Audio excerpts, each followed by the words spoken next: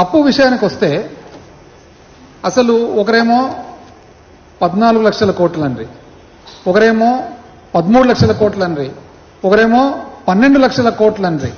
ఎవరి నోటికి ఏదొస్తే అది. మా పక్క ఏమంటుండదు తెలిసిన రాయలసీమలో మట్కా నంబర్లు అంటున్నారు. ప్రజలు ఎన్నికలప్పుడు ఇది ఏమో అని అనుకున్నారు. ఇప్పుడు అందరూ కూడా గమనించుకున్న తర్వాత, ఎందుకంటే ప్రభుత్వంలో ఉన్న ఎవరైతే బాధ్యత గల మనుషులో వాళ్ళే చెప్తున్నారనమాట ఏది ఎంత అనేది. ఏం సార్ ఇది మట్కా నంబర్ల మాది చెప్తున్నారు, ఇంత అన్యాయంగా అని చెప్పి ప్రజలు అంటున్నారు ఈరోజు. ఇప్పుడు ఒక వ్యక్తికి జీవితకాలం అంతా అబద్ధాలు చెప్పొచ్చు, అవాస్తవాలు చెప్పొచ్చు, అందరికీ ఒక్కసారి చెప్పొచ్చు. అందరికీ జీవితకాలం అంతా చెప్పలేము కదా. ఈరోజు ప్రజలందరూ కూడా గమనిస్తూ ఉన్నాం. వాస్తవానికి ఏమి, రాష్ట్రము పునర్వ్యవస్థీకరణ జరిగినప్పుడు, ఆంధ్ర రాష్ట్రం ఏర్పడినప్పుడు, విభజన జరిగినప్పుడు 1 లక్ష ఇంచుమించు 1,40,000 కోట్లు అప్పు ఉండగా 2014 నుంచి 19 అప్పటి కూటమి ప్రభుత్వము, పాత కూటమి, వాళ్ళు ఎంత చేసినారు అప్పు? 2,50,000 కోట్లు దానికి కలిపినారు.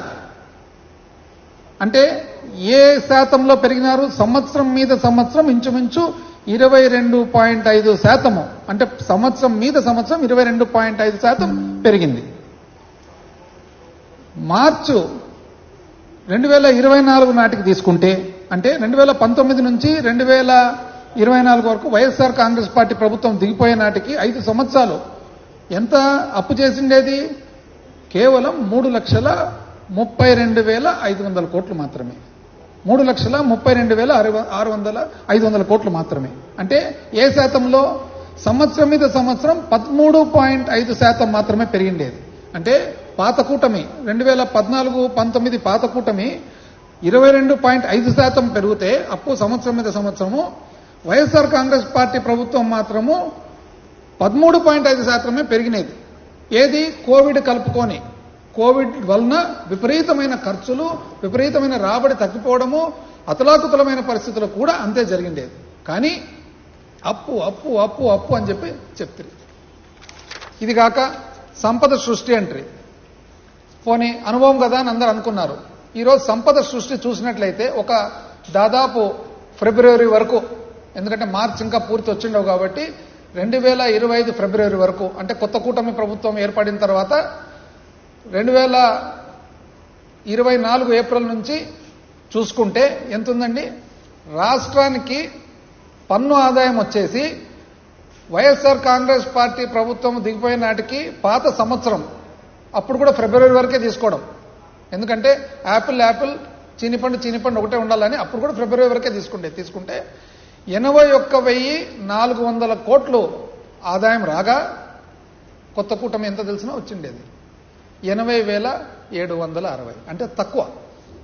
ఫిబ్రవరి నాటికి చూసుకుంటే 0.78, అంటే ఇంచుమించు 1% తక్కువ.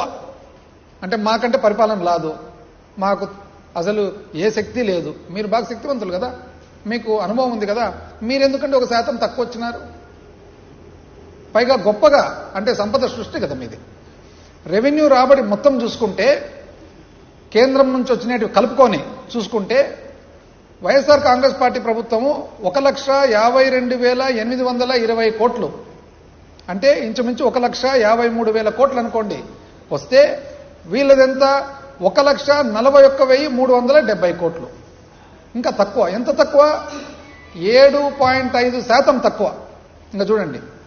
అంటే మాకంటే తెలివి లేదు, మాకంటే పరిపాలన చేత కాదు.